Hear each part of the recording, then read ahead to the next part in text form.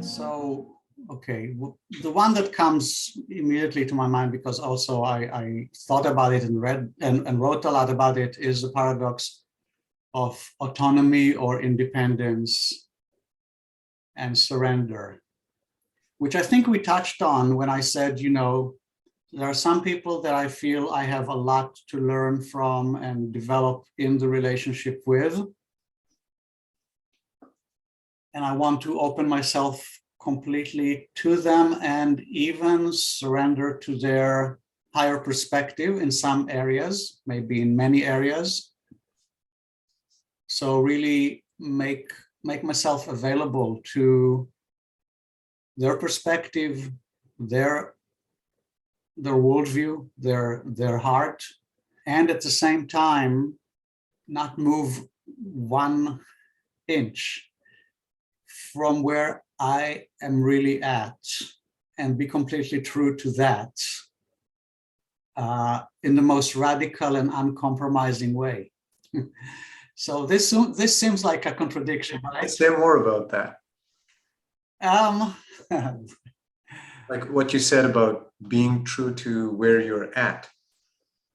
I recently discovered there is a term in, I think, Hinduism and Buddhism, Swadharma, which means one's individual dharma, which is the specific, unique individual path that each of us has in this lifetime, which is part of the universal cosmic dharma. So the path with capital P of humanity, of creation, of the cosmos. And it's a relatively new idea for me. And so I don't really have that much to say about it, except that it's more and more seems to me as I look into it, and as I look into the experience of other people that I know, that there is truth to it, meaning that each of us does have a very individual, specific role or path to follow in this lifetime that they have to discover and be true to, and maybe some teachers or friends can help you, but at the end, you're the only one who can know it. And you're the only one who can know if you're actually on it or have gotten off it, I think, bottom line. That's a very austerely independent kind of state or realization. Yes. To put to practice.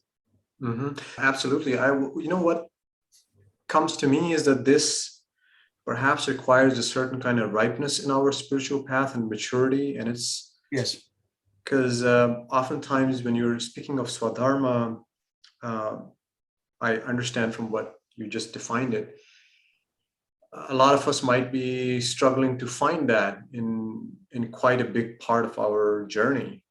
Yeah. In rare cases, people already might be evolved, which is another topic is, maybe all of us are not at the same level, even if you might, age-wise, you might be at the same level. And spiritually speaking, there are other paradigms of reincarnation and so on and so forth.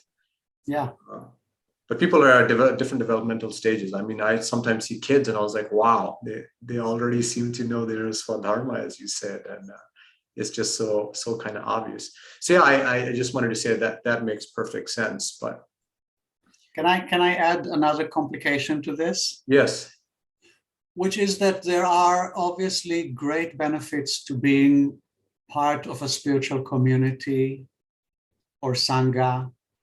And there are great benefits to being part of a lineage and a tradition where the knowledge has accumulated over thousands of years. So on the one hand, we want that. We want to be able to be part of a collective learning, evolving, inquiring, moving together, and expanding ourselves to be part of such a collective, and also be part of a lineage and a tradition that has, all that, a past that started long before us and will continue after us. and how to be part of such situations, whether it's a community, sangha, or lineage, tradition, and be completely true to your own individual svadharma.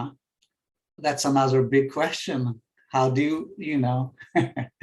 Because usually people sacrifice a lot, or sacrifice or compromise a lot on their own abilities and strengths and personal individual calling in order to be part of a collective or a tradition. And I'm not saying this it's a beautiful thing. I mean, I have a great attraction to spiritual communities or learning communities. And I think it's a miraculous thing when it's really working and living up to the expectations of the people in that community. But then the question is, can that happen hand in hand with each individual in that situation, growing on their specific individual path and really benefiting and letting others benefit from their very unique individual abilities and strengths and calling? Yes. Yeah.